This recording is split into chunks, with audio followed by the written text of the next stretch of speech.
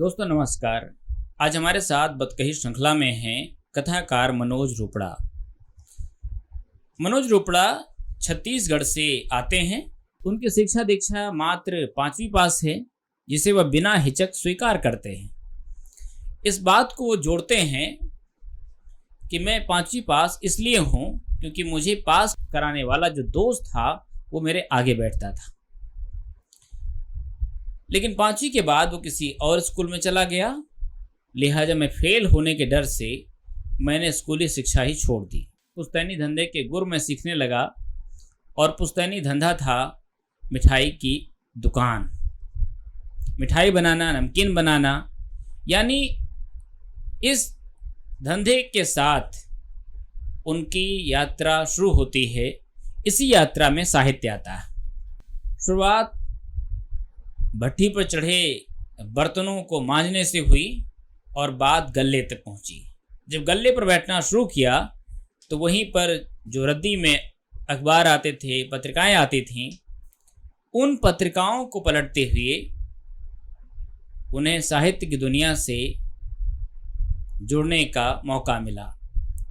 अधिकांश बड़े रचनाकारों की कहानियाँ इसी गल्ले पर बैठते हुए उन्होंने पढ़ी और एक दिन ऐसा हुआ कि यही कुछ संस्कार उन्हें देशबंधु अखबार के संपादक के नाम पत्र में लिखने के लिए कुछ प्रेरणाएं भी दे जाती हैं। संपादक के नाम जो पत्र छपा, उसी से उनकी यात्रा शुरू हुई, जो बाद में इसी अखबार में उनकी एक कहानी प्रकाशित हुई। इस कहानी का शीर्षक था एक सवालिया निशान। एक सवालिया निशान कहानी से वो साहित्य की दुनिया में अपनी मुकम्मल शुरुआत करते हैं और फिर वह हंस, कथादेश, पहल, तद्भव जैसी बड़ी पत्रिकाओं में उनकी कहानियां छपती हैं।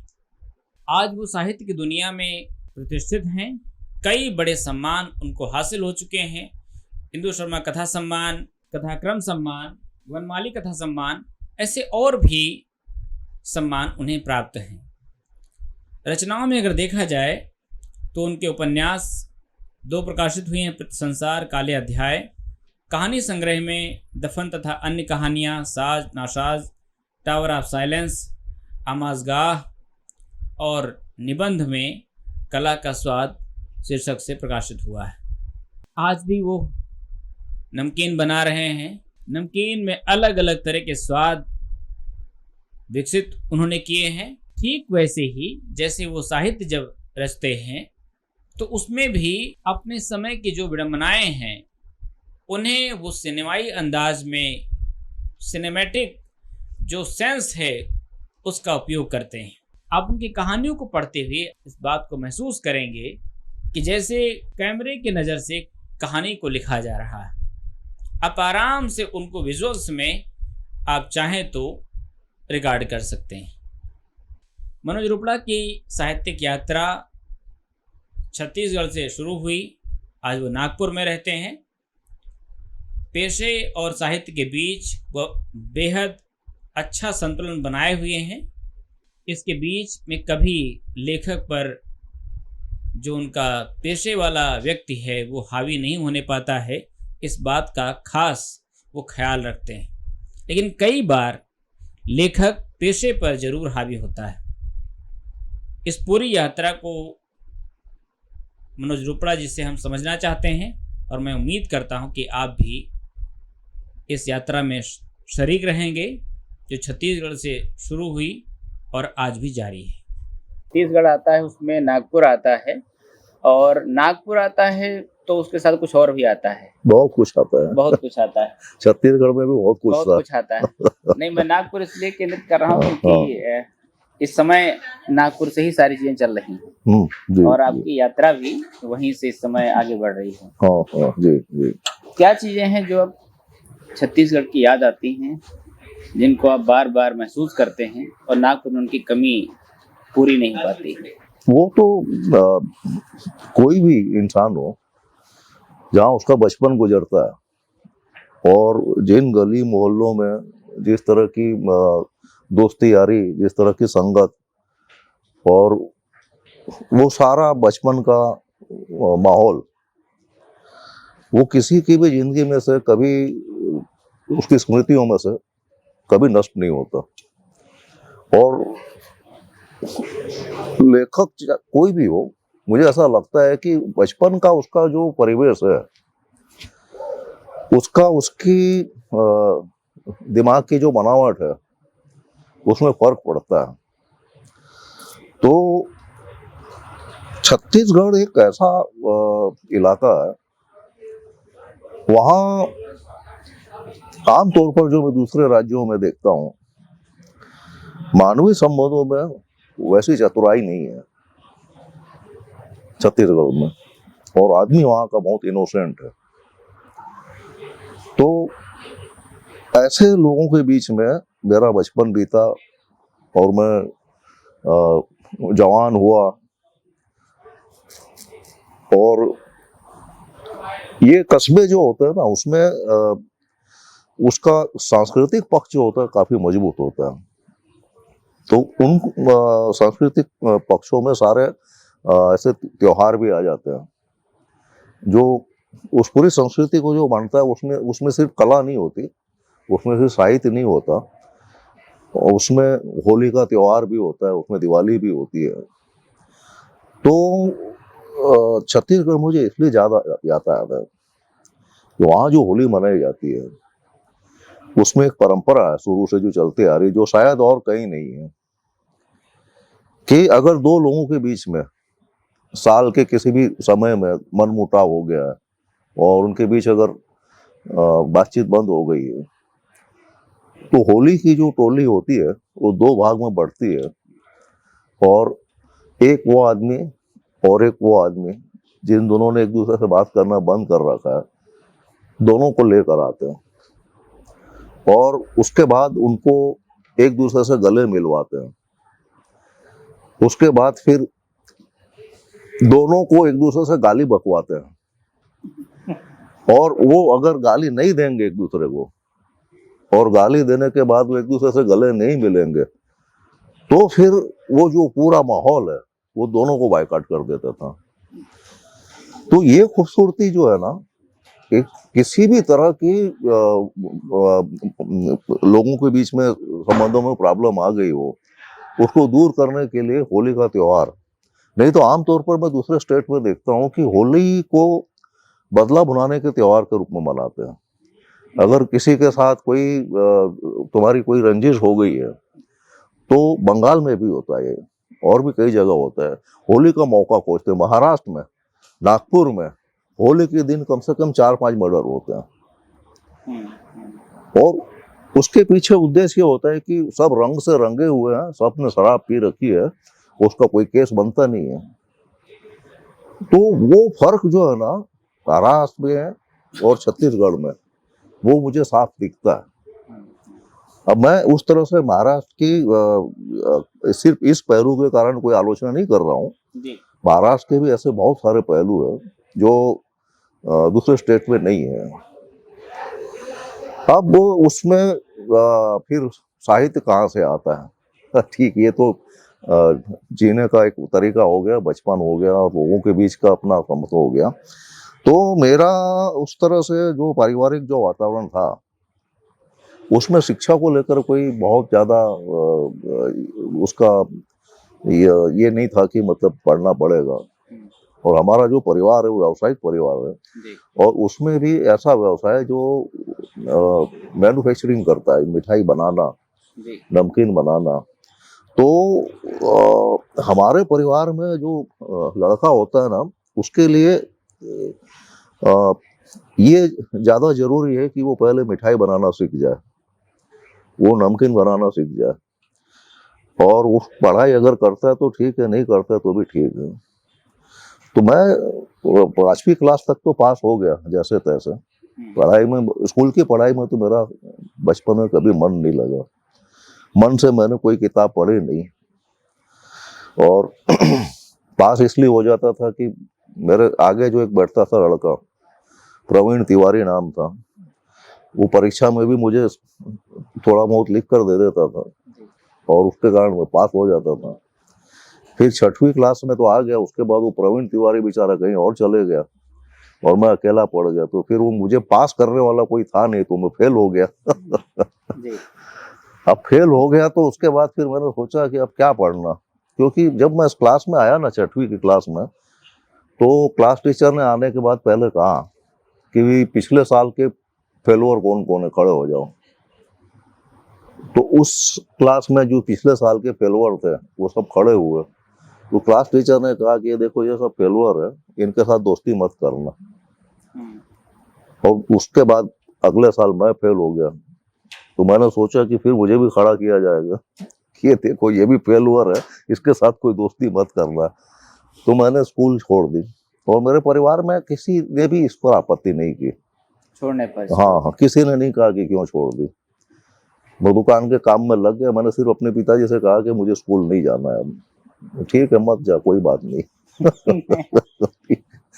तो अब ये तो हो गया कि स्कूल छोड़ गई। उसके बाद फिर जो बिजनेस का जो काम था, उसमें मैं एक हेल्पर की हैसियत से जुड़ गया। कौन से काम शुरू किए?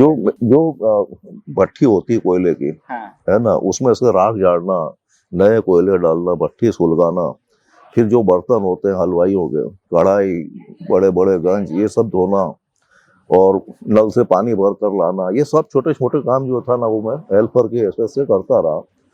और उसके बाद फिर जब थोड़ा और बड़ा हुआ तो गल्ले में भी मेरी ड्यूटी लगने लग गई, यानी ग्राहक को माल देना लेना, ये सब की थोड़ी सी। उस जमाने में कुछ पत्रिकाएं आती थी, हम लोग जो माल बेचते थे ना, वो कागज की पुड़िया में बेचते थे बना करके। उस समय ये पॉली बैग्स नहीं आए थे ग्राहक को, कस्टमर को देने के। तो रद्दी पेपर में सारिका भी आती थी, धर्मयुग भी आता था, दिनमान भी आता था। तो सारिका का जो पेज था ना, वो 50 ग्राम नमकीन के लिए बिल्कुल परफेक्ट साइज थे उसके। और धर्मयुग का जो साइज था, वो धर्मयुग पत्रिका का जो पेज का जो साइज था ना, उससे लगभग बड़ा था, डबल था। तो उसमें हम लोग 100 ग्राम नमकीन की पुड़िया बनाते थे उसमें। लेकिन ये है कि दोपहर के समय अगर कोई ग्राहक नहीं है तो थोड़ा पढ़ते रहता था मैं। तो बहुत सारी कहानियां मैंने, प्रियमवत की अधिकांश कहानियां धर्मयुग में जो आई थी, धीरेन्द्र दस्ताना की कहानियां, उसके अलावा बड़े जो लेखक थे, निर्मल वर्मा, कृष्ण बलदेव वैद, इन सब की कहानियां मैंने रद्दी में पढ़ी। पढ़ने की मेरी शुरुआत वहां से हुई। उसके बाद फिर एक मैं छोटे से नाटक के वर्कशॉप से जुड़ा। जी। जो शहर में एक वर्कशॉप चल रहा था। हम लोग आते हैं सर वहीं पर। जी, वहीं पर आते हैं, अभी शुरू करते हैं। हाँ। वो क्षितिज रंग शिविर नाम की एक संस्था थी जी। वो, उसकी एक वर्कशॉप थी 15 दिन की। और मुझे तो इन सब चीजों से किसी तरह का कोई लेना देना ही नहीं था।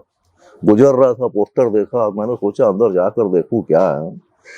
वहां देखा तो नाटक की रिहर्सल चल रही थी, और मिर्जा मसूद एक आकाशवाणी रायपुर के प्रोग्राम के प्रोड्यूसर थे।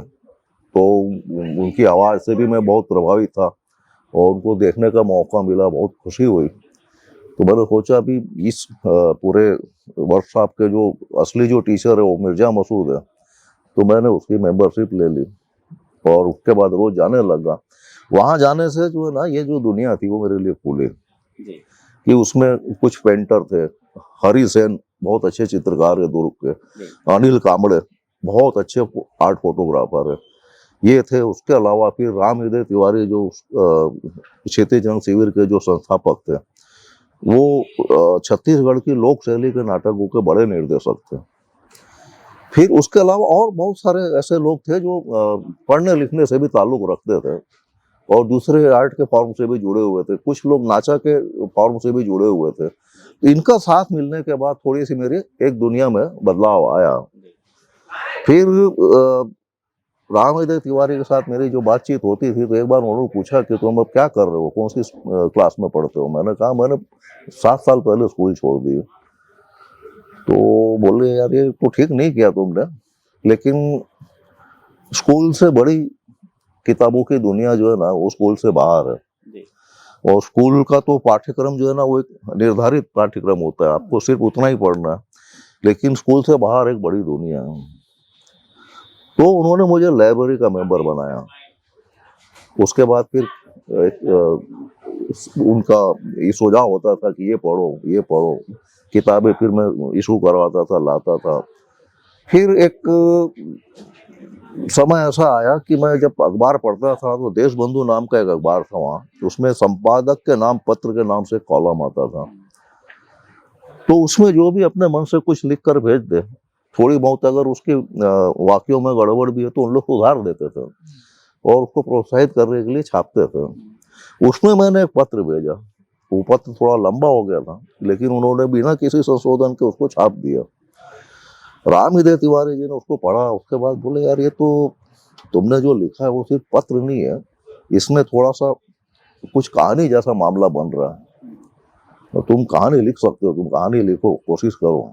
अब किसी ने जोश दिलाया तो उस उम्र में तो आदमी इब्तिदा, और उसमें 7 दिन के अंदर मैंने एक कहानी लिखी फिर, और वो देशबंधु में भेजी तो उसके रविवार अंक में वो भी छप गई। उसके बाद मुझे लगा कि हाँ। कौन सी कहानी थी वो थी एक सवालिया निशान।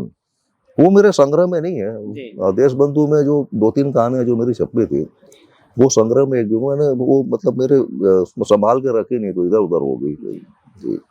ये इस तरह से शुरुआत हुई लिखने की। स्कूली शिक्षा तो उस तरह से नहीं हुई, लेकिन कुछ किताबों का या कुछ कहानियों का जिक्र आप बार बार करते हैं कि उस कहानी का असर हमारे ऊपर बहुत गहरा पड़ा है। कुछ चाइना के लेखक हैं, उनके बारे में बात आप करते हैं। अब ये भी किताबें हैं जो कहीं से आपको मिली हैं और उनको पढ़ने वालों ने आपको प्रेरित किया है। ऐसे कौन लोग आपको याद आते हैं जिन्होंने इस दुनिया से आपका परिचय कराया? जैसे एक तो आपने बताया कि तिवारी जी का। हाँ, नहीं ये फिर क्या हुआ कि अब उस समय क्या था, प्रगतिशील लेखक संघ तो बहुत एक्टिव उस जमाने में, अभी भी है मतलब, पर अब हम उस गतिविधि से अब उस तरह से जुड़े नहीं है। तो ये जो अखबार में 2-3 कहानियां छपी, उसके बाद फिर प्रगतिशील लेखक संघ के उस समय के जो अध्यक्ष थे वहाँ, महावीर अग्रवाल, जो सापेक्ष के संपादक भी रहे, वो मिलने आए। और उसके बाद फिर रमाकांत श्रीवास्तव जी से मुलाकात हुई। तो फिर इन लोगों ने मुझे कहा कि एक ये प्रगतिशील लेखक संघ है और इसमें लेखकों का आना जाना होता है, हर महीने एक किताब आती है, उसके ऊपर बातचीत होती है, तुम आओ उसमें। तो मैं उनसे जुड़ा जी। फिर ये गोष्ठियां जो होती थी दुर्ग में, उसमें क्या था, दुर्ग और भिलाई का प्रगतिशील लेखक संघ एक साथ था। तो भिलाई वाले भी गोष्ठियां करते। अच्छा, दुर्ग और भिलाई बिल्कुल लगा हुआ शहर है, ज्यादा से ज्यादा 7 या 8 किलोमीटर का डिस्टेंस है। तो वो गोष्ठियां जो है ना दोनों शहरों में, और बहुत सक्रिय था उस समय वहाँ प्रगतिशील लेखक संघ, बहुत सक्रिय था। उसके बाद फिर जनवादी लेखक संघ भी उतना ही सक्रिय रहा, तो उनकी गोष्ठियों में भी जाना होता था। तो छोटा शहर था, लेकिन लगभग उस दौर में 30-40 कवि और लेखक थे। कैलाश बनवासी मेरे दोस्त जो है, वो भी लगभग, हम दोनों एक ही पीरियड में इन सब चीजों से जुड़े, और हमारा लिखना जो है ना बिल्कुल मतलब एक एक कदम आगे बढ़ते हुए एक साथ हुआ, कैलाश का और मेरा दोनों का। तो ये एक दूसरा मामला हो गया, उससे जुड़ने का, उसमें आगे बढ़ने का। फिर एक बड़ा कार्यक्रम हुआ लखनऊ में, जो शायद प्रगतिशील लेखक संघ का, और उसमें ये तरक्की पसंद तहरीक, दोनों का मिला जुला कार्यक्रम था वो उसमें वो शायद स्वर्ण जयंती समारोह था। तो उसमें तो काफी लोग आए थे। शौकत आपा भी आई थी। हाँ शौकत आपा तो नहीं, वो तो बहुत थे, कैफी आजमी साहब थे, पाकिस्तान से गुलाम रब्बानी तांबा थे, फहमीदा रियाज थी। ये चूंकि अच्छा, ये सारे लोग पहले से जुड़े थे ना, ये तो बाद में मुल्क राज आनंद थे, बहुत सारे, क्योंकि ये असल में बाद में तो सब पाकिस्तान चले गए, कोई इधर चले गया, पर ये इनका जो गठन जो हुआ था वो तो बहुत पहले हो चुका था, इप्टा का, प्रगतिशील लेखक संघ का। तो बहुत सारे लोग इधर उधर हो गए, लेकिन ये एक बड़ा आयोजन था, तो पाकिस्तान से भी सब आए थे उसमें।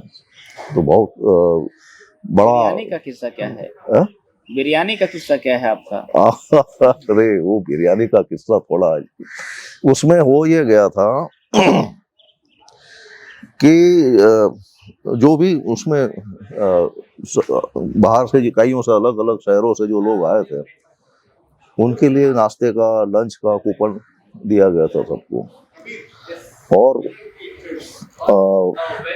बैरिकेड लगा हुआ था, यानी एक तरफ ये प्रगतिशील लेखक संघ और दूसरी तरफ वो तरक्की पसंद लेखक।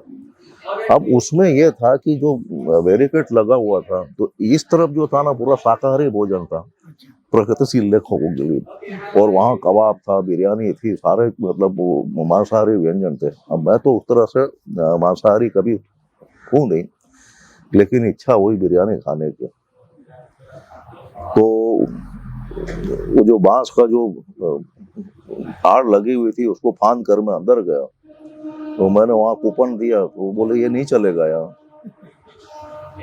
और मैंने यार मुझे बिरयानी खाना है तो मैं करूँ क्या? नहीं बोले ये आपका कूपन वहाँ का है, यहाँ नहीं चलेगा ये। तो बेवजह मतलब उस जवानी की उम्र थी, जरा जोर से मैंने चिल्ला कर कहा यार मेरा कोई गुनाह है कि मैं हिंदू हूँ, तो मैं बिरयानी नहीं खा सकता। तो पीछे शौकत आपा खड़ी थी और वो अपनी कुछ सहेलियों के साथ बातचीत में मशगूल थी। जब मैंने ये बात कही तो ये क्या बात कोई हिंदू मुसलमान, यहाँ कहाँ से ये सब मामला आ गया? तो मैंने कहा कि मैं बिरयानी खाना चाहता हूँ, लेकिन भाई साहब मुझे बिरयानी खाने नहीं दे रहे क्योंकि मैं हिंदू। अरे ये कोई हिंदू हिंदू कोई बात नहीं हो रही, हम लोग सब लेखक हैं, तुमको बिरयानी खाना है, चलो इधर आओ। प्लेट में से उन्होंने निकाली बिरयानी मेरे लिए और मुझे ला करके दी। तो वो उनका जो अपनापन था, और ये लोग तो बड़े मतलब ये शौकत जी है, कैफी साहब, इन लोगों ने तो इतना काम किया है। ये सारे इस तरह के जो मामले हैं उसके खिलाफ इन लोग हमेशा जमीनी स्तर पर सामने रहे, सिर्फ किताबों में नहीं, हमेशा जमीनी स्तर पर सामने रहे। तो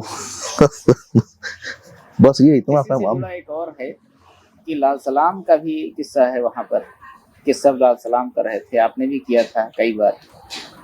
हाँ मतलब वो जब वो प्रगतिशील लेखक संघ और इनका दोनों का मिल करके जो मतलब आयोजन शुरू होने से पहले एक बहुत लंबा जुलूस निकला। मतलब उस जुलूस की जो लोगों की जो तादाद देखकर ऐसा लगता था कोई धार्मिक जुलूस है, उतने ज्यादा लोग थे उसमें। और मतलब वो नारे लगाए जा रहे थे, उसमें लाल सलाम था। तो हमने भी पहली बार जो लाल सलाम बोलना सीखा वो वहां सीखा जी। और मुझे कुछ ऐसा याद नहीं आ रहा है, मैंने असल में ये सब बातें कथा क्रम वाले कार्यक्रम में कही थी, पर अब मैं भी बहुत सारी बातें भूल गया। कहानी अपने छपने लगी और तो कुछ लोगों ने आपसे बातचीत की, दूर के लोगों ने, कुछ बाहर के लोगों ने भी आपसे बातचीत की होगी। नहीं, मैं इस मामले में बहुत खुशकिस्मत हूँ। मतलब मैं तो हमेशा ये चाहता हूँ कि जो युवा लेखक है ना उनको मेरी किस्मत मिल जाए। मैं मतलब ये बहुत उस फक्र से हाथ नहीं कह रहा हूँ, ये कह रहा हूँ कि मुझे पहली ही कहानी में जो पत्रिका में छपने वाली जो पहली कहानी थी दफन, बहुत मतलब लोगों ने पसंद किया, और जितने जो सीनियर लेखक थे सब ने बहुत प्यार से, बहुत एक जो उत्साह देने वाला जो माहौल होता है, तो एक अच्छी बड़ी स्वीकृति मिलने से जो है ना लेखक को बहुत सारी चीजों में उत्साह उसका बहुत बढ़ जाता है। लेकिन हुआ उल्टा, मेरे साथ ये हुआ कि मैं अति उत्साह में आ गया, और दफन के बाद मैंने जो जबह कहानी लिखी वो ज्यादा आत्मविश्वास में लिख दी, तो उसमें कई चीजें फैल गई। मुझे ऐसा लगा कि जब इतने लोगों ने मुझे स्वीकार कर लिया तो मैं कुछ भी लिखूं।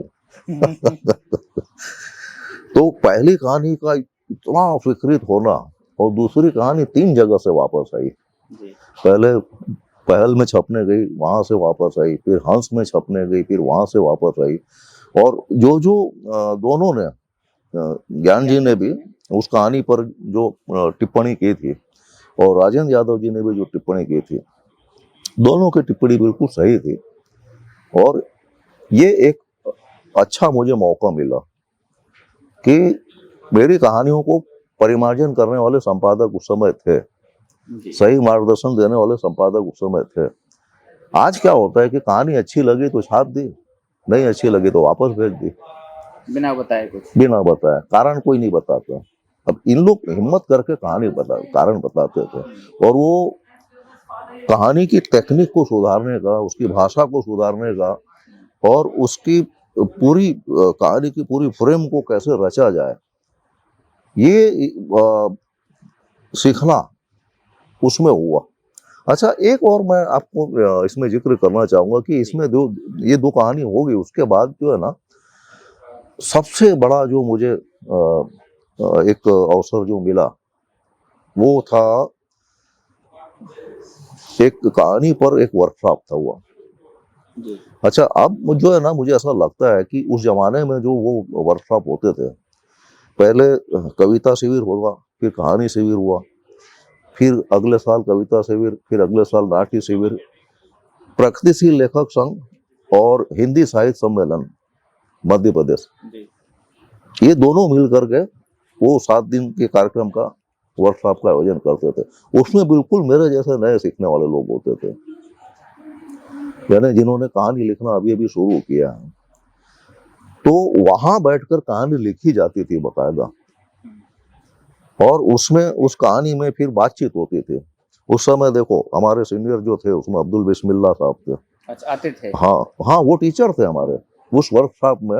अब्दुल बिस्मिल्लाह हमारी टीचर थे, स्वयं प्रकाश हमारी टीचर थे, कमला प्रसाद जी हमारे टीचर थे, रमाकांत श्रीवास्तव जी टीचर थे, भाव समर्थ जी, जबकि वो उस तरह से कहानीकार या लेखक नहीं थे, लेकिन उनकी किसी भी चीज को लेकर के जो टिप्पणी होती थी वो इतनी सारगर्भित होती थी, तो वो भी अपने विचार बताते थे। तो कहानी लिखी जाती थी, उसके बाद फिर शाम को उसका पाठ होता था, फिर उसमें बताया जाता था कि इस कहानी में अब इसमें आगे आप क्या करना चाह रहे हैं, और इसमें ये थोड़ी सी, यहाँ पर ये चीज थोड़ी सी गड़बड़ हो रही है, ये थोड़ा सा इसमें। तो ये अब आज की तारीख में अगर हम किसी को कहें कि मैं तो वर्कशॉप से पैदा हुआ लेखक हूँ, तो लोग मजाक उड़ाएंगे कि क्या वर्कशॉप में कोई लेखक पैदा होता है।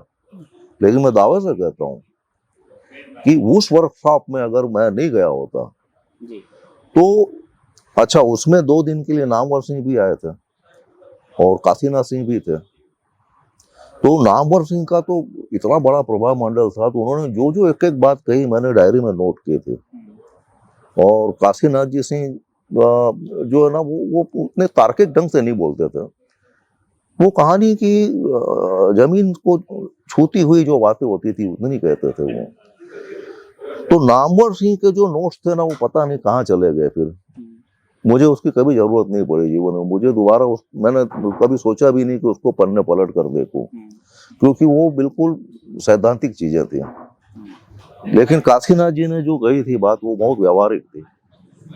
फिर रमाकांत जी ने जो बात कही थी वो भी बहुत व्यवहारिक थी। तो मैंने उसका ध्यान दिया और मुझे ऐसा लगा कि मैं मतलब, अच्छा, इन लोगों ने सब ने नए लेखकों को तैयार करने में या एक रचनात्मक माहौल बनाने में बहुत बड़ी भूमिका निभाई, खासतौर से कमला प्रसाद जी ने। हम अभी अगर ये देखें कि आज की तारीख में लेखक तो कई बड़े हैं, लेकिन एक लेखक का जो दूसरा बड़ा जो कर्तव्य है वो रचनात्मक माहौल बनाना भी है। अगर आप अपने आसपास के लोगों को जोड़ते नहीं हैं अपनी बातों से, अपनी गतिविधियों से, अपने किसी प्रयास से, अगर फिर नए पढ़ने वाले पैदा नहीं करते हैं, मुझे जिस ढंग से प्रोत्साहन मिला, अगर ये लोग मेरे पास नहीं आते और इन लोगों ने मुझे नहीं जोड़ा होता तो ठीक है, मतलब लेखक तो मैं बनता, लेकिन मैं ऐसा मानता हूँ कि ये मेरे लिए इनका बड़ा योगदान था। सर, ये तो आपने अभी बताया कि कैसे आप साहित्यिक जगत में आए, कैसे आपने लिखना शुरू किया, लेकिन जिस तरह से आपकी कहानियों में जो शिल्प दिखता है, बहुत मजा हुआ शिल्प, और ऐसा लगता है कि आप बहुत सावधानी से उसको करते हैं। तो इस स्तर तक पहुंचने के लिए और जो आज का जटिल यथार्थ है उसको समझने के लिए जो एक बौद्धिक अभ्यास की और उसकी जरूरत होती है, वो कैसे विकसित हुआ? देखिए, एक तो आप अपने अध्ययन से, है ना, और दूसरा दुनिया में जितने मास्टर हैं सबको आप पढ़ते हैं, लेकिन खुद के अंदर एक अपनी खुद की प्रतिभा को होना तो बहुत जरूरी है। क्योंकि शिल्प गढ़ना जो है ना, वो सिर्फ आप कहीं से किसी शिक्षक से नहीं सीख सकते। कहानी का जो शिल्प है ना, वो आपके भीतर का कलाकार ही बनाता है उसको। शिक्षक आपको शिल्प के बारे में दिशा निर्देश देगा, भाषा के बारे में दिशा निर्देश देगा, लेकिन आखिरकार जो बनेगा शिल्प वो आपके भीतर की प्रतिभा से ही बनेगा। तो मैं मेहनत करता हूँ, जब मैं कोई वाक्य लिखता हूँ तो उसमें ये कोशिश करता हूँ कि पूरे वाक्य में कोई एक शब्द ऐसा हो जो नगीने की तरह चमकता हुआ हो, जो पूरे वाक्य को उठा दे, एक नोक पे उठा दे उसको। तो वाक्य के ऊपर वाक्य में लिखते जाता हूँ, काटते जाता हूँ, जब तक मुझे वो एक शब्द नहीं मिलता तब तक मेरी सिर्फ एक वाक्य को लेकर मेहनत होती है। तो मुझे ऐसा लगता है कि आप अच्छे वाक्य अगर बनाना सीख जाओगे, कहानी तो अपने आप बनी जाएगी फिर। और वो भाषा को मांझना जो है ना, वही शिल्प को मांझना भी है। जब आप एक वाक्य को अच्छे से लिखते हैं तो उसमें आप कहना क्या चाह रहे हैं, एक तो ये है कि आप अपने कंटेंट से जुड़ी हुई कोई बात कह रहे हैं, और दूसरी बात ये है कि आप उसी वाक्य से अपने शिल्प को भी रच रहे हैं। तो दोनों प्रक्रिया एक साथ चलती है।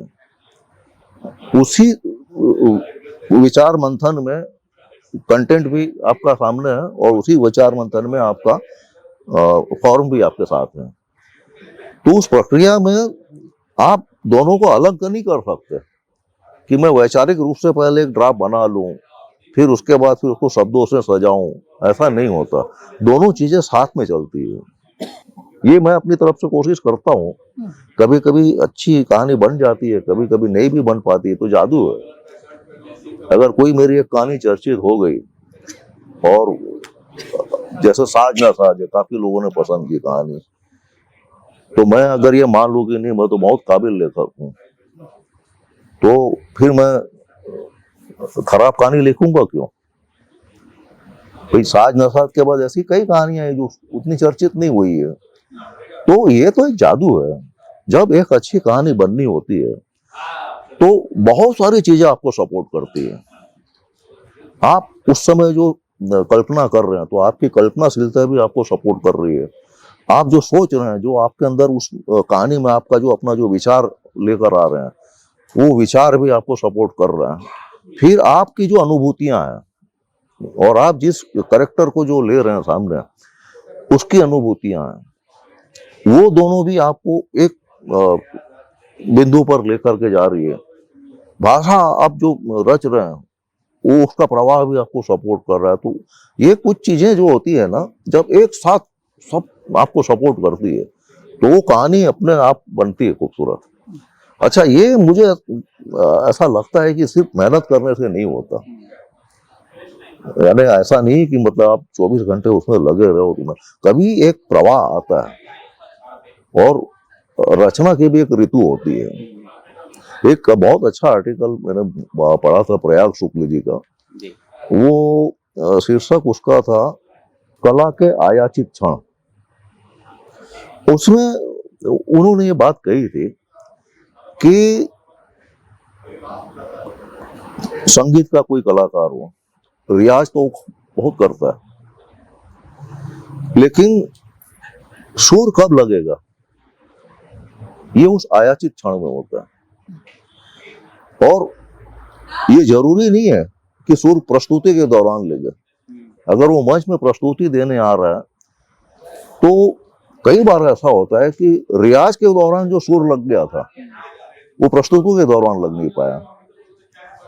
तो वो जो आयाचित क्षण होता है ना, वो साहित्य में भी आता है।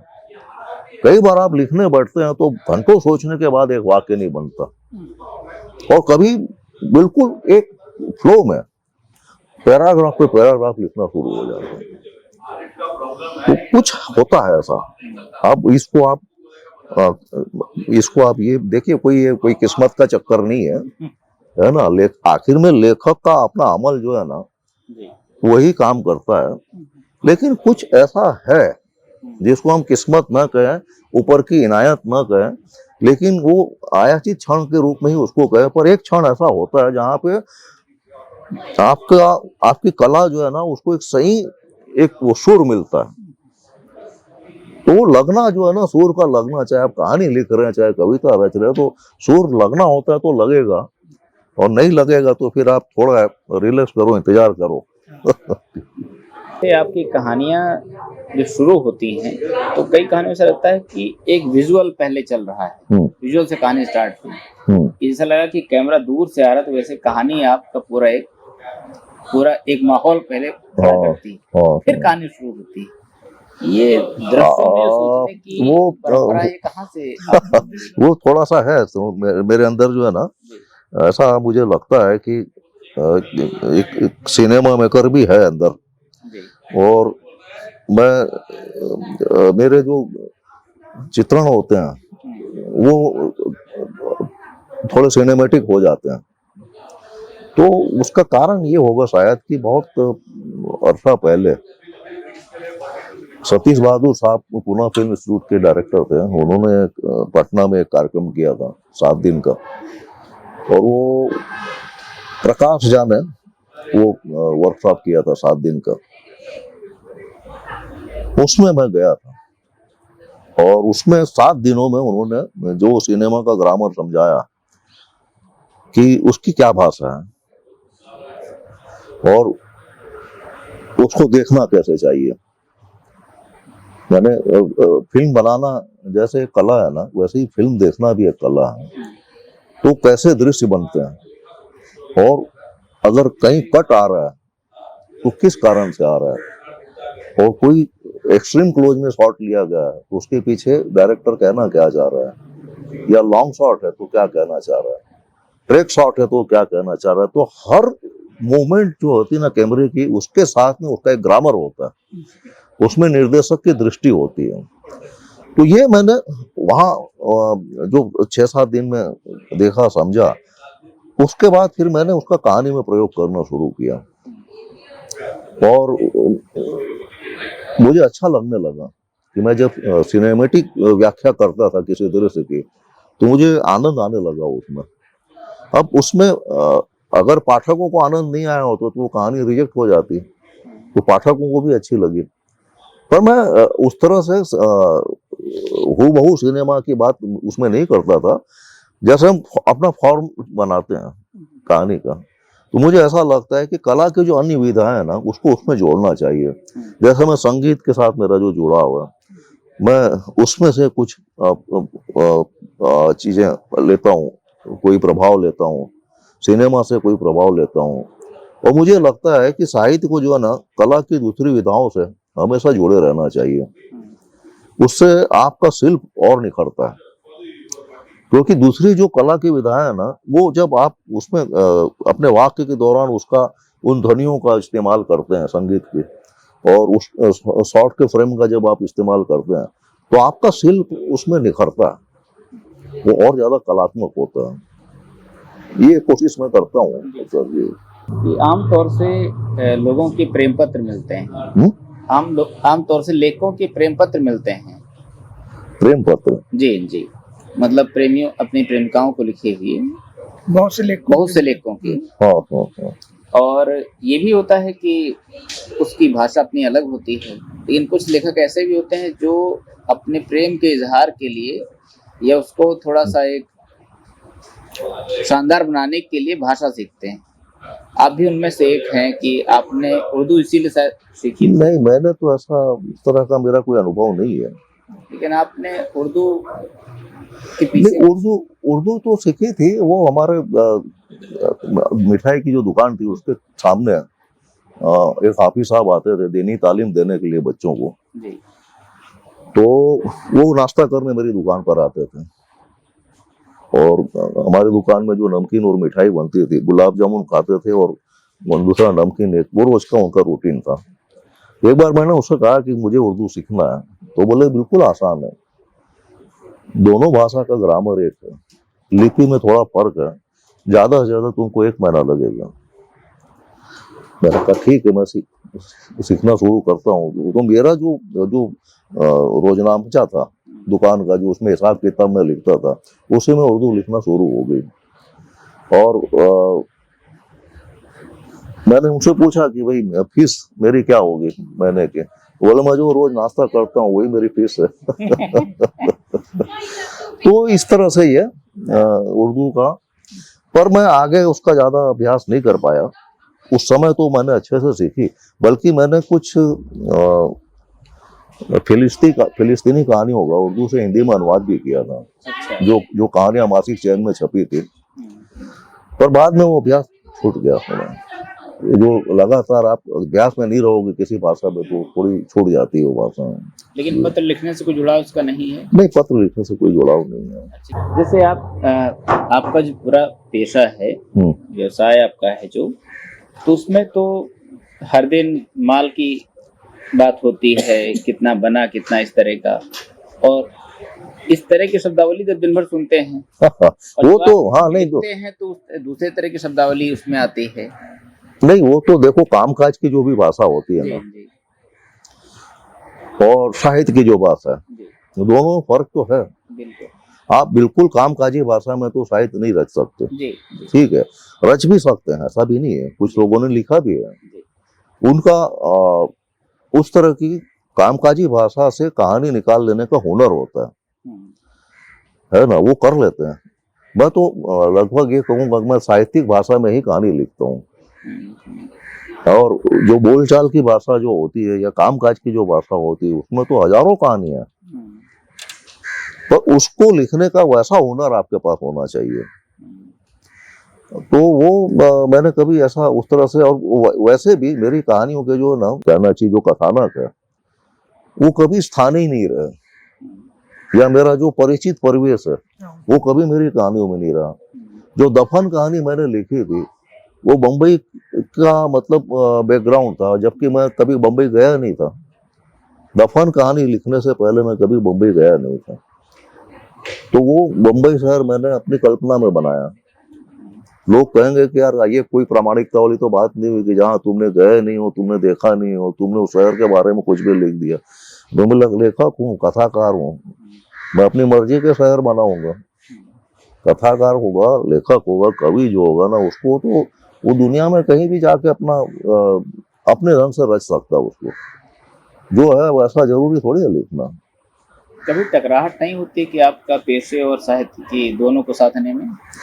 अभी तक तो हुई नहीं, मतलब वो एक बड़ा खूबसूरत संतुलन चलता रहा अभी तक कि मेरा लेखक कभी मेरे बिजनेसमैन के ऊपर हावी नहीं हुआ और मेरा बिजनेसमैन भी कभी लेखक पर हावी नहीं हुआ।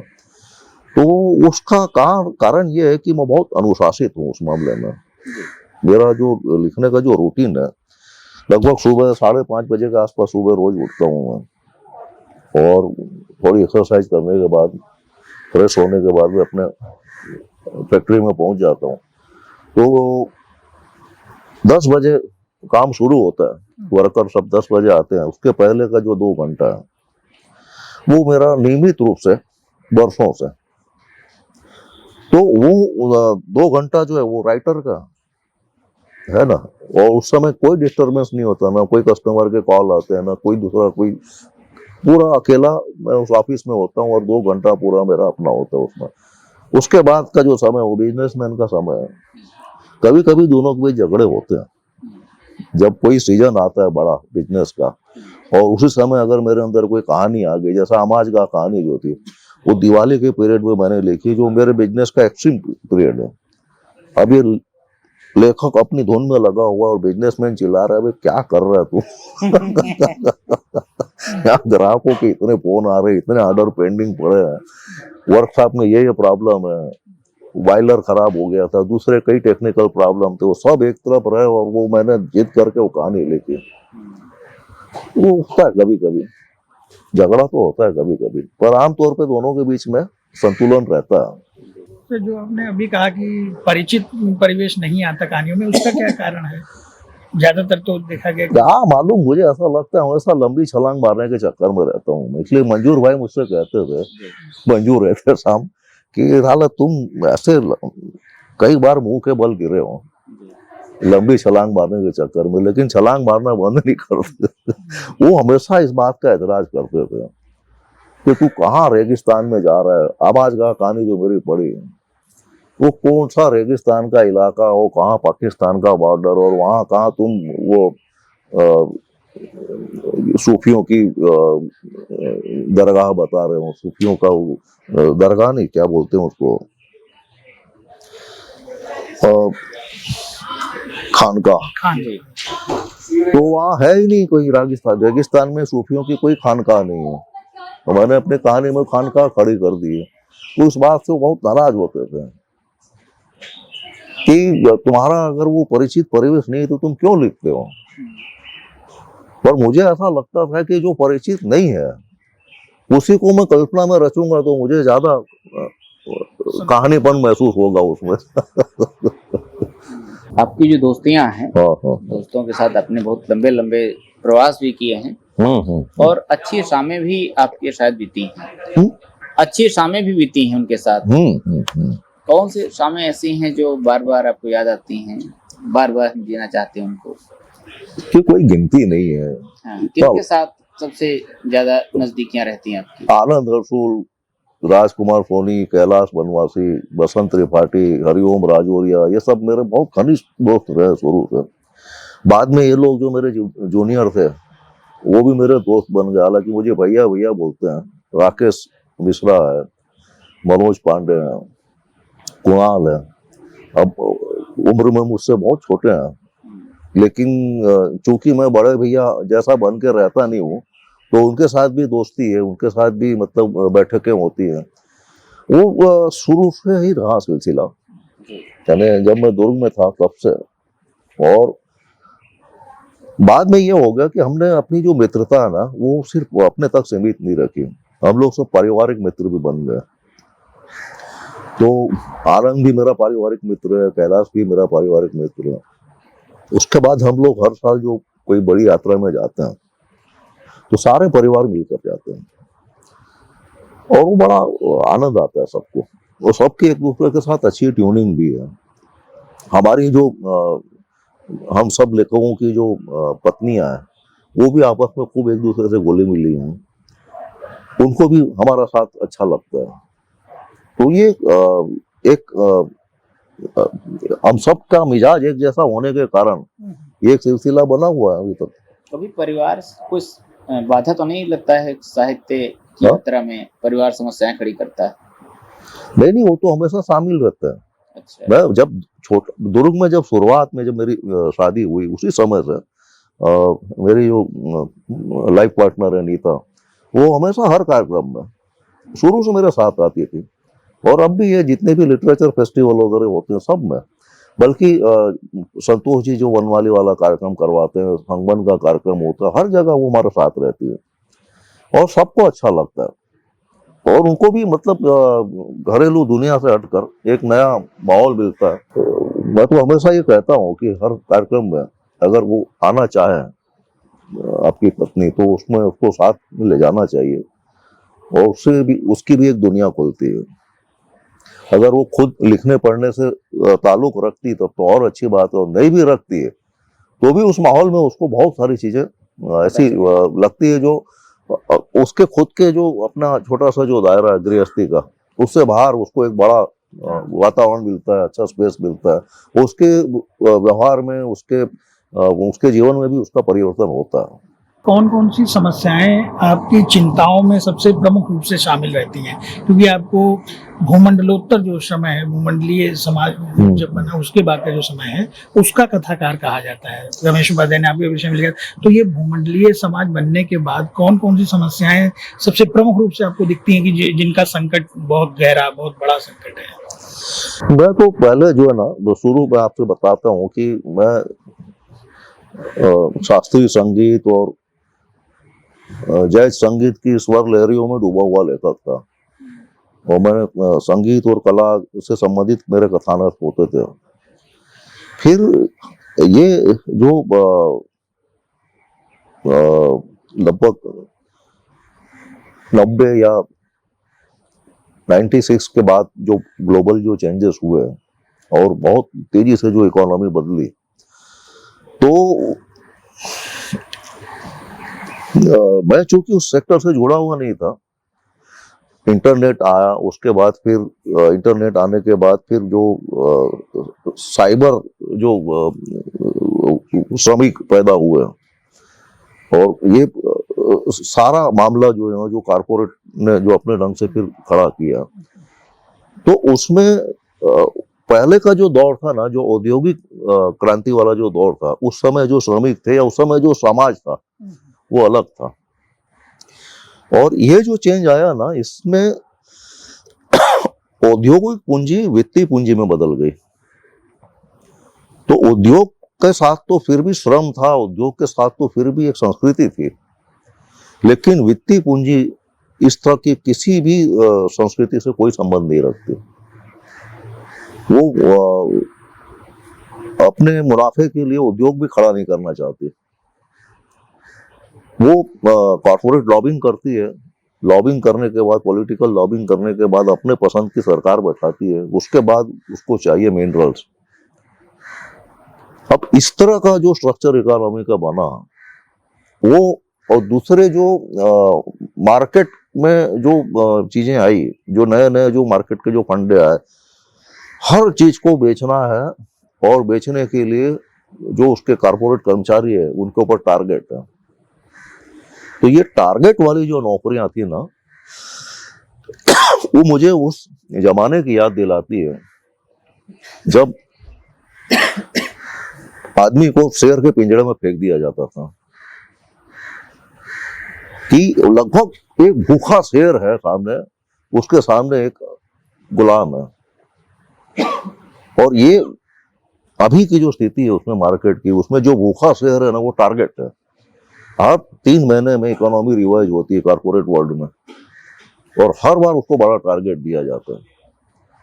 और मार्केट में अगर कितनी भी बड़ी मंदी है, लेकिन जो कॉर्पोरेट कर्मचारी है उसको मर खप कर किसी भी तरह अपना टारगेट पूरा करना है, वरना उसकी नौकरी चले जाएगी। तो ये जो जबड़ा है शेर का, वो कितना बड़ा है, और उतने खतरनाक तनाव में वो जीता है, उसका असर उसके सामाजिक जीवन पे पड़ता है।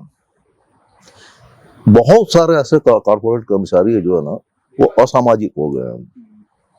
असामाजिक उस अर्थ में कि वो कोई बदमाशी नहीं कर रहे हैं, लेकिन वो समाज से कटते जा रहे हैं। उनका अपने परिवार के साथ जो इन्वॉल्वमेंट होना था वो नहीं हो रहा है। तो ये सब चीजें जब सामने आई, तो मैंने जो कहानियां लिखी उसमें टावर ऑफ साइलेंस थी, फिर लाइफ लाइन थी, और सेकंड लाइफ थी। ये सब मैंने उस क्राइसिस पर लिखी है। और मुझे ये जरूरी लगता है कि ये बड़ी जो आर्थिक शक्तियां जो अभी इस तरह का खेल खेल रही है, उसको समझना बहुत जरूरी है। एक तरफ आपके सामने लगातार सांप्रदायिकता के मामले हैं, आपको हमेशा उसमें उलझा के रखेंगे। कई लोग ऐसे हैं जो सांप्रदायिकता पर लिखी हुई कहानियों पर पीएचडी कर रहे हैं। वो तो है बहुत भीषण समस्या है, लेकिन उसकी आड़ में जो दूसरी चीजें खेली जा रही है उसकी तरफ ध्यान नहीं है लोगों का। वो बना के रखना चाहते हैं सांप्रदायिक माहौल, ताकि अपनी आर्थिक जो उनकी नीतियां जो है वो बिना किसी की नजर में आए अपना खेल खेलती रहे। जब मैंने 3-4 कहानियां लिखी थी तब मुझे ऐसा लगता था कि नहीं मैंने कुछ किया है, लेकिन अब मुझे लगता है कि समय और आगे चले गया। अब जो मेरे बाद के जो लेखक है ना, वो उस आधुनिक जालसाजियों को समझेंगे। मेरी जितनी समझ थी, मेरी जितनी क्षमता थी, उतनी मैंने उसमें ताकत लगाई। अब मुझे ऐसा लगता है कि और ज्यादा चीजें जटिल हुई है, और मेरे बाद का जो लेखक है ये उसकी चुनौती है। आपके दौर के जो कथाकार हैं उनसे कई लोगों से आपकी अच्छे संबंध हैं। आमतौर से कहा जाता है कि आपकी किसी से दुश्मनी नहीं है, मतलब दुश्मन की इस तरीके से पहचान नहीं है। और आमतौर से लेखक कहते हैं कि लेखक की अगर किसी से उसका कोई दुश्मन नहीं है तो फिर लेखक होने की बात नहीं ऐसा मुझे पता नहीं, मेरा अभी तक सचमुच। हाँ, नहीं आपने ही बताया एक जगह कि रविंद्र कालिया जी ने कहा। हाँ रविंद्र, अरे कालिया जी तो जो है ना थोड़ा सा चुटकियां लेने में उस्ताद है। तो मैंने एक बार उनसे कहा कि इतना लंबा अरसा हो गया मेरा, मतलब साहित्य के इतने सारे दोस्त और इतने सारे लोगों, मेरा कभी किसी से कोई मनमुटाव नहीं हुआ। ऐसा मुझे कभी याद नहीं आता कि मेरी किसी बात से कोई नाराज हुआ हो। या मेरा किसी के साथ कोई झगड़ा हुआ हो, या मैंने उसके किसी बात से दुखी होकर उससे संबंध कम किए हो, ऐसा मुझे कभी हुआ नहीं ऐसा। तो बोले नहीं, ऐसा हो नहीं सकता, तुम्हारा कोई ना कोई दुश्मन होगा, अगर तुम्हारा कोई दुश्मन नहीं होता तो तुम इतने अच्छे लेखक नहीं बन पाते। मैं बोला भाई मैं अच्छा लेखक हूँ या नहीं हूँ ये मैं नहीं जानता, लेकिन मेरा कोई दुश्मन नहीं है ये मैं जानता हूँ। तो दुश्मनियां पता नहीं लोग कैसे पालते हैं। मैं फिर इसलिए छत्तीसगढ़ की जिक्र कर रहा हूँ, ये मेरा मतलब उस परिवेश का मेरे लिए बहुत बड़ा मतलब एक उपकार है कि उस परिवेश ने मुझे जो है ना कभी भी शत्रुता की तरफ, किसी तरह के मन मुटाव की तरफ बढ़ने नहीं दिया। और उसका कारण ये है कि मेरे अंदर कोई कॉम्प्लेक्स नहीं है, और कॉम्प्लेक्स ना होने का जो कारण है वही छत्तीसगढ़ का वो वातावरण है जो आपको खुलापन देता है, जो आत्मीयता देता है। तो वो सब चीजें मेरे अंदर कभी रही नहीं, और मुझे बड़ी खुशी होती है इस बात की कि भाई अभी तक तो ऐसा हुआ नहीं है कि कोई दिक्कत हो किसी के साथ, आगे भी मुझे ऐसा लगता नहीं कभी होगा। असहमतियां हो सकती है वैचारिक रूप से, वो अलग चीज है, लेकिन व्यक्तिगत दुश्मनी एक बिल्कुल अलग चीज है। कहानी में आप कई सारे प्रयोग करते हैं, तो क्या पेशे में भी ऐसे प्रयोग करते हैं जो पेशे को नयापन देने के लिए अपने व्यवसाय को? हाँ, व्यवसाय में तो मतलब व्यवसाय में तो कई प्रयोग करता हूँ मैं। मेरा असल में व्यवसाय में जो है ना, मेरा जो दिमाग है वो व्यवसाय के लायक बिल्कुल नहीं है, लेकिन जो मेरे प्रोडक्ट है उसमें मेरी खुद की इजाद की हुई जो चीजें हैं उसका जो स्वाद है वो लोगों को पसंद आ जाता है। तो बिजनेस चलाने के लिए जो एक व्यावसायिक चतुराई का होना जरूरी है वो है नहीं, लेकिन जो चीजें मैं बनाता हूँ वो लोगों को बहुत पसंद आती है। तो मेरा व्यवसाय इसलिए चल रहा है कि मेरी बनाई हुई चीजें लोगों को पसंद आ रही है, और वो पसंद इसलिए आ रही है कि मैं उसमें स्वाद नए ढंग के रचने की कोशिश करता हूँ, और बहुत सारी प्रोडक्ट ऐसे हैं जो सफल हो जाते हैं। वैसे ही कहानी में भी स्वाद रचने की कोशिश करता हूँ। स्वाद की बातें अगर आप कहेंगे दर्शकों से तो अच्छा रहेगा।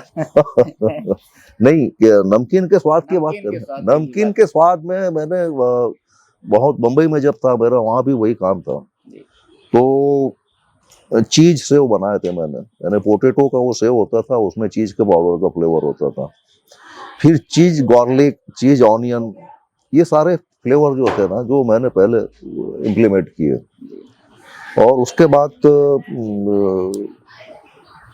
गेहूं का पोहा जो आमतौर पे कहीं मिलता नहीं बाजार में, तो गेहूं के पोहा का जो मैंने नमकीन बनाया वो भी चूंकि मार्केट में किसी के पास नहीं था तो उसका बहुत अच्छा रिस्पॉन्स मिला। फिर असल में नमकीन के कई तरह के हैं, तो उसमें मैं अपने ढंग से देसी मसालों का इस्तेमाल करता हूँ। असल में क्या होता है, ये जो मैन्युफैक्चरिंग में जो पूरे लोग हैं पाउच पैकिंग में जो नमकीन में, उनका जो मसाले का जो बेस है ना वो सीजनिंग वाला है। उस सीजनिंग जो होती है ना वो एक तरह से आप उसको क्या कह सकते हैं, जैसे कुरकुरे है ले उसकी जो चिप्स है उसका जो बेस है सीजनिंग वाला है, वो आपको जबान पे रखते ही तुरंत आपके पूरे मुंह में फैल जाएगा स्वाद, और एक खाने के बाद दूसरा, खाने के बाद तीसरा, यानी लगातार आपको हाथ रुकेगा नहीं आपका। पर सीजनिंग एक केमिकल है और वो स्वास्थ्य के लिए अच्छा नहीं है। और मेरे जो मसाले सब होते हैं ना वो बिल्कुल देसी मसाले होते हैं, मैं उस तरह के केमिकल वाले मसालों का इस्तेमाल नहीं करता। और इसलिए मेरे जो प्रोडक्ट है उसको खाने वाले भी अलग हैं। जिनको चिप्स और कुरकुरे खाना होगा वो वहां जाएगा, जिनको मेरा नमकीन खाना होगा वो मेरे पास आएगा। तो मेरी अपनी एक छोटी सी टेरिटरी है, बड़ा व्यवसाय नहीं है, लेकिन उसमें मेरे अपने स्वाद का महत्व है। और खान पान की दुनिया में ऐसे कई लोग हैं, एक कोने में कोई बैठा हुआ कोई छोटा सा पकोड़े वाला है, लेकिन उसका स्वाद ऐसा होता है कि बाहर जाने वाला भी रुक करके अपनी गाड़ी गली में मोड़ता है और कुछ पकौड़ा खा के जाता है। तो हाथ का जो हुनर है ना खान पान में, उसका बहुत महत्व है।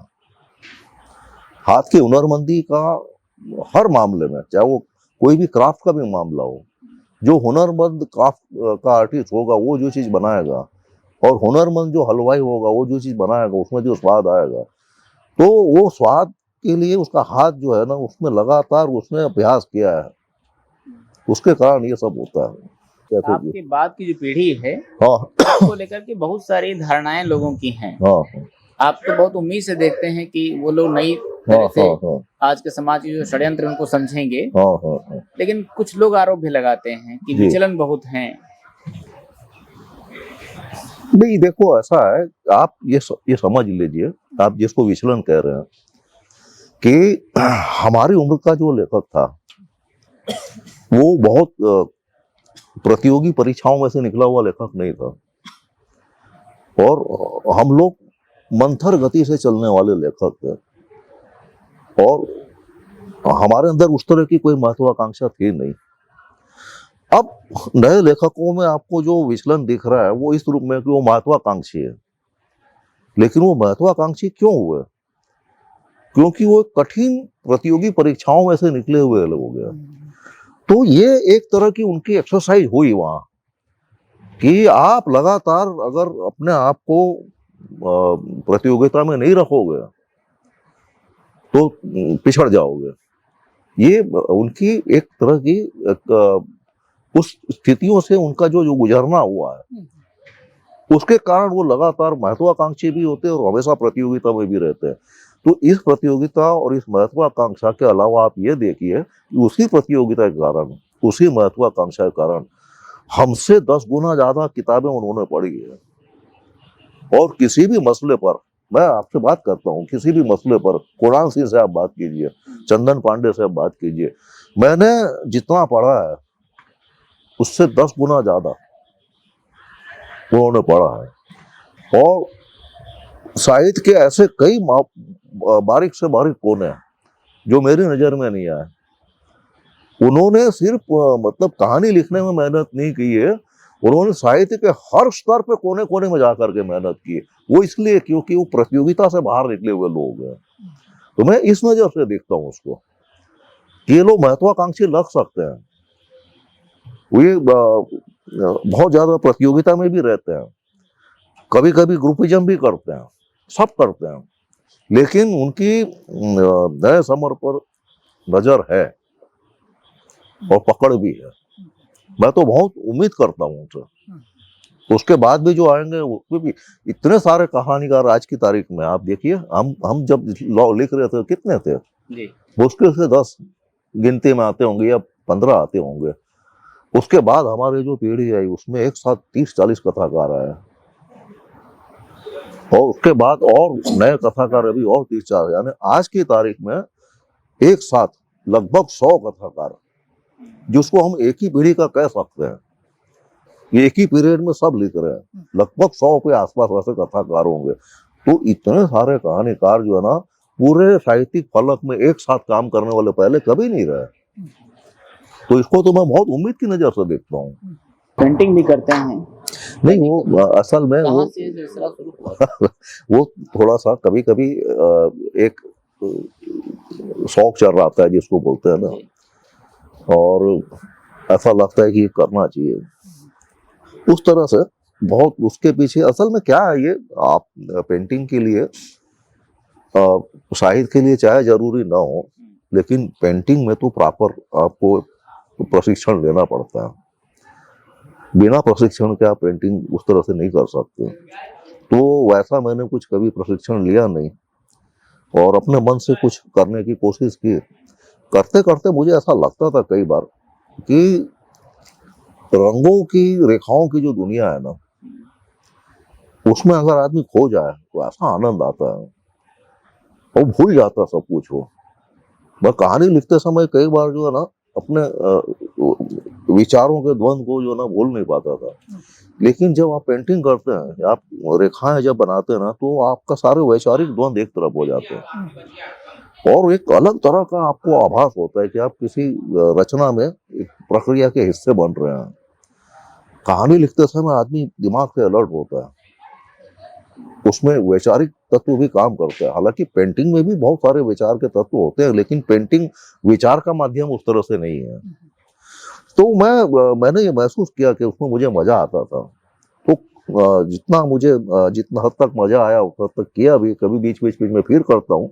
लेकिन मैं ये जानता हूँ अच्छी तरह से कि जो एक मौलिक प्रतिभा होती है किसी भी आर्ट के लिए, वो मुझ में पेंटिंग के लिए है नहीं। मैं शौकिया तौर पे उसमें अपने ये कहना चाहिए कि दिल बहलाने के लिए, अपने शौक की खातिर जो कुछ भी करता हूँ उसको मैंने कभी शो करना जरूरी नहीं समझा।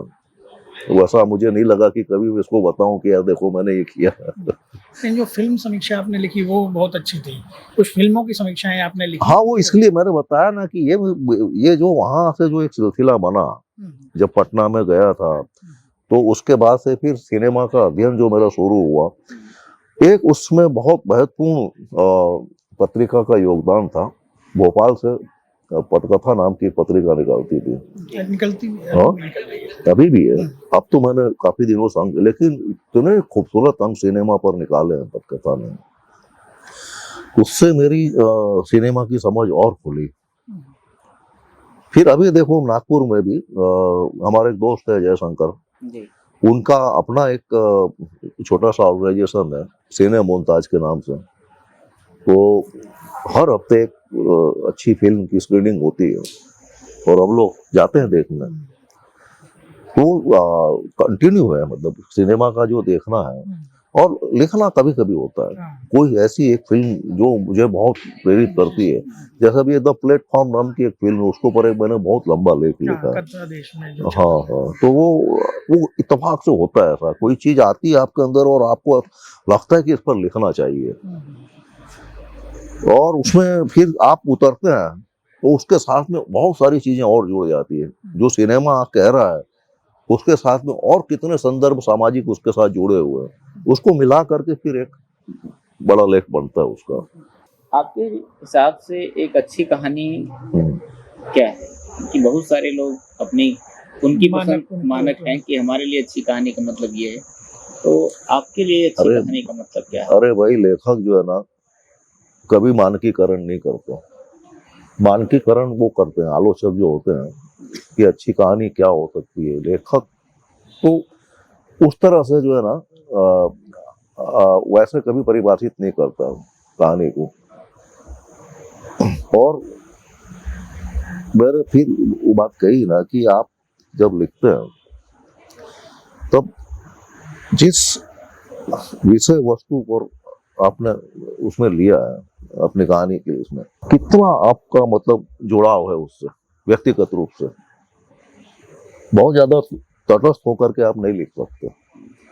उस विषय वस्तु से या उस मानवीय स्थिति से आपका व्यक्तिगत रूप से जुड़ाव होना चाहिए और गहरा जुड़ाव होना चाहिए। फिर जो लोकल आपने लिया है तो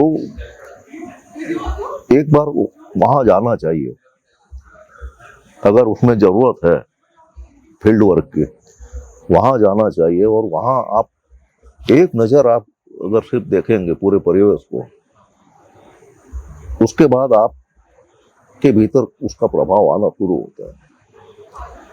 तो दोनों चीजें जरूरी है, और वो एक परिवेश से भी जुड़ना और उसके जो पात्र है उसकी अनुभूतियों से भी जुड़ना।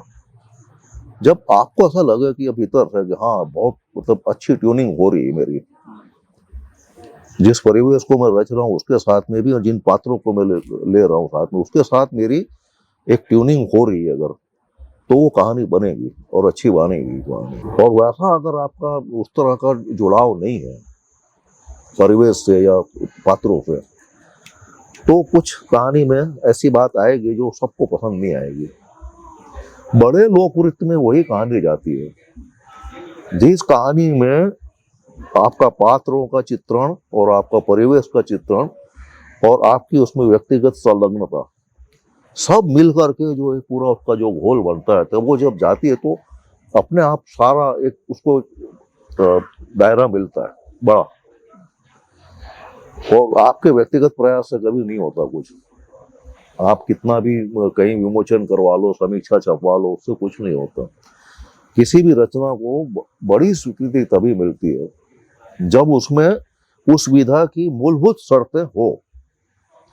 कहानी जो विधा है उसकी जो अपनी शर्तें हैं, अगर आप उसका पालन नहीं करोगे तो कहानी का दायरा जो है उससे आप बाहर चले गए। फिर वो दूसरी कोई चीज हो सकती है लेकिन वो कहानी नहीं है। अच्छा, जो विधा है उसका तो कोई रचयिता नहीं है। विधा को किसने बनाई है?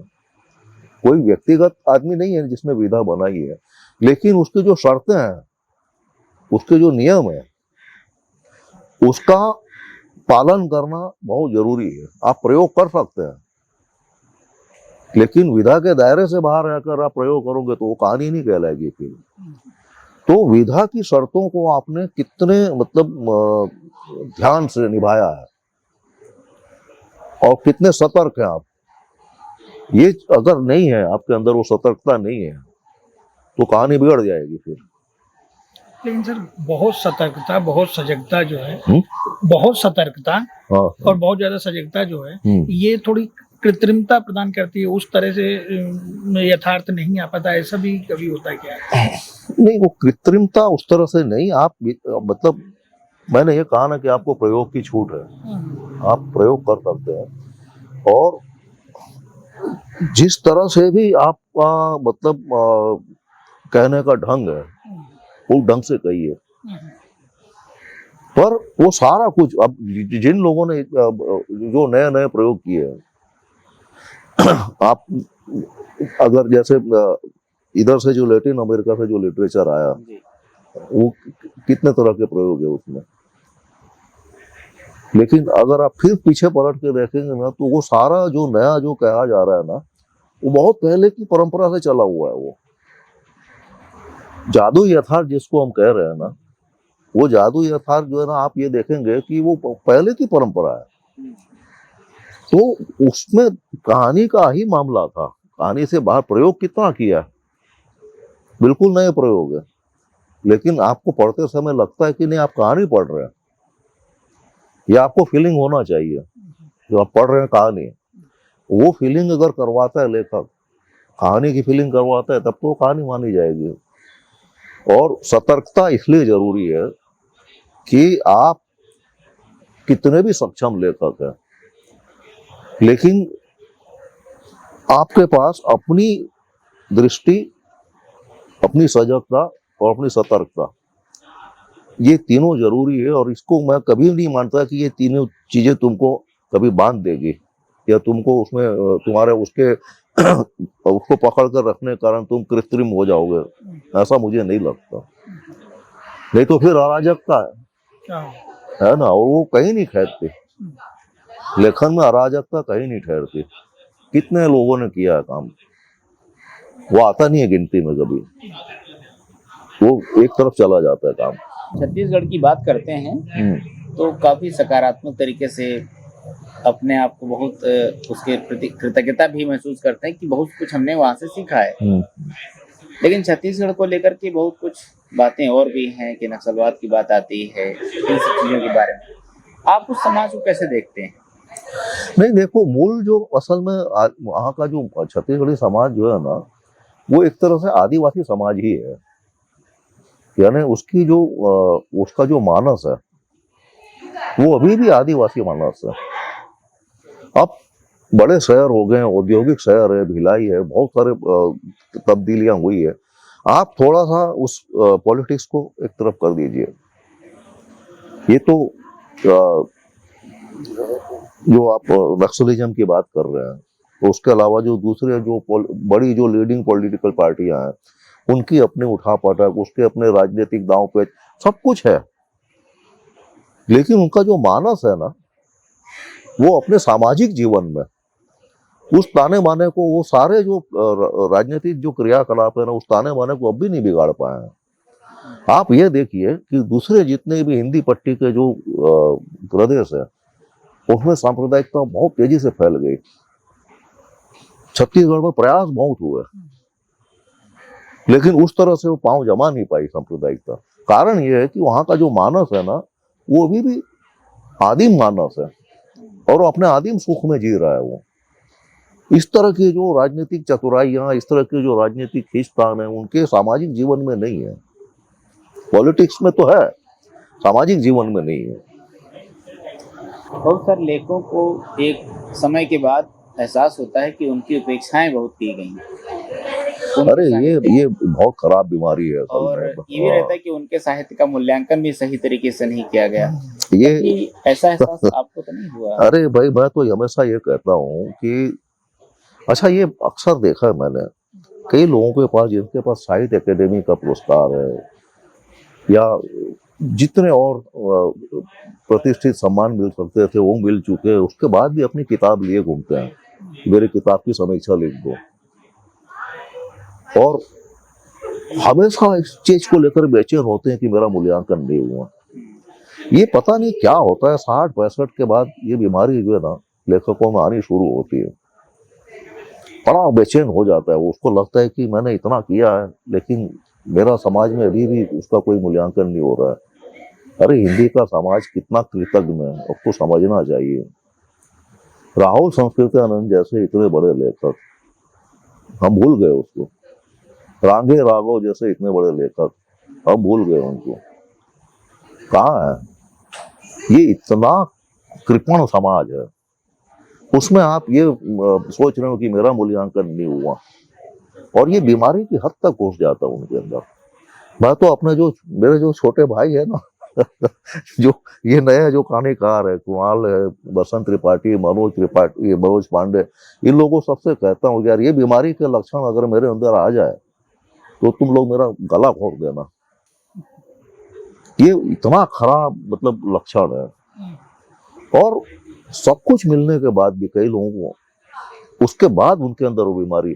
मुझे तो ठीक है, मैंने जो भी लिखा है ना, मुझे कभी शिकायत नहीं रही, बल्कि मेरी उम्मीद से कई गुना ज्यादा मुझे साहित्य की दुनिया में प्रोत्साहन मिला है, नाम मिला है, प्यार मिला है। और वो जो लोगों का प्यार है वो ज्यादा बड़ी चीज है। सम्मान और ये सारी चीजें अलग है। आपको अगर पाठक ज्यादा मिलते हैं तो उससे बड़ा सम्मान क्या है? तो मैंने मतलब ये महसूस किया है कि मैंने जो कुछ भी लिखा है उसको कुछ पढ़ने वाले लोग हैं और उनको मेरा लिखा हुआ अच्छा लगता है, तो इससे ज्यादा मुझे क्या चाहिए फिर। आपको प्यार करने वालों में ज्ञानरंजन जी का भी एक बड़ा योगदान आपने स्वीकार किया है, लेकिन ये भी है कि उन्होंने कई कहानियां आपकी वापस की थी और फिर एक श्रृंखला छापी आपकी कहानियों की। वही तो प्यार है असली। तो क्या सिलसिला हुआ था पहला वाला जब वापस आई थी कहानी? जो पहली मेरी दफन कहानी छपी थी जी, बहुत उत्साह से उन्होंने पत्र लिखा था मुझे, और बहुत हौसला अफजाई की थी मेरी। उसके बाद मैंने कहा ना कि बहुत जोश में आ गया और मैंने दूसरी कहानी जो लिखी जब वो पहल में भेजी, वापस आई, हंस में भेजी, वापस आई, कहानियां मासिक चैन में भेजी, वहां से भी वापस आई। अब उसके बाद उसमें मैं परिमार्जन करते करते थक गया था और कहानी को मैंने लगभग एक गराज में बंद करके रख दिया था। फिर एक बार कालिया जी का फोन आया कि हम एक महाविश्वांग निकाल रहे हैं और उसमें हम चाहते हैं कि आप भी अपनी कहानी भेजिए।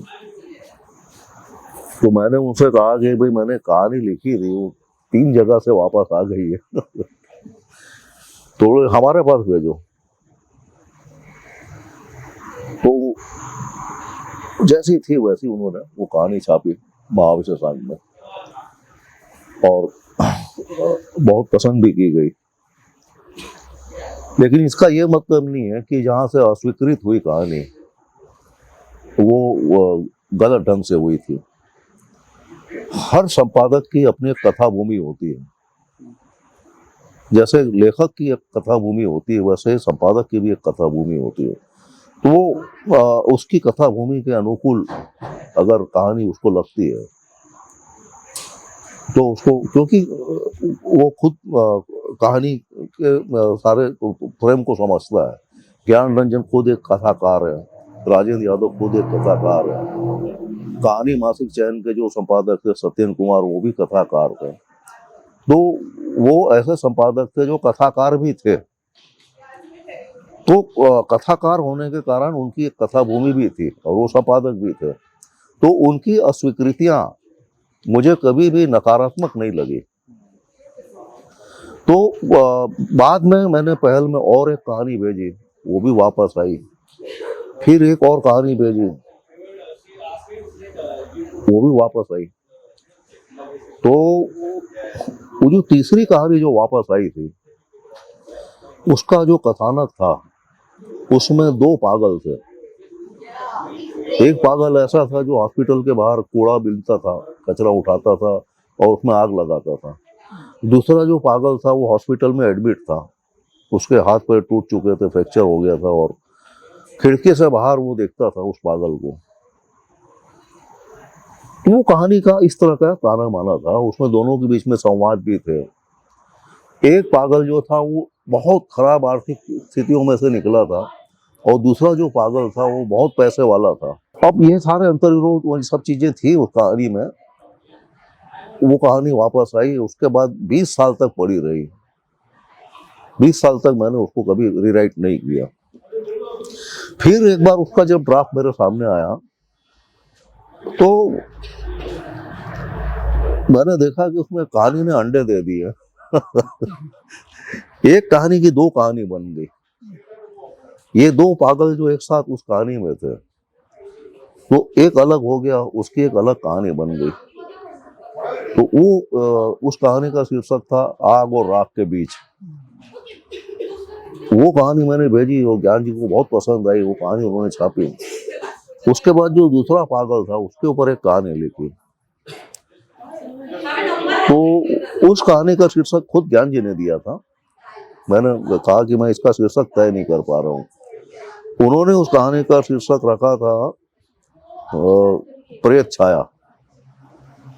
तो वो कहानी जब छपी उसके बाद मैंने ज्ञान जी को वो जो उस कहानी का जब वापसी का जो पत्र था उसका जेरॉक्स करके भेजा और उनसे कहा कि देखिए आपकी जो लौटाई हुई कहानी थी उसमें से दो कहानियां हो गई और दोनों आपने छापी।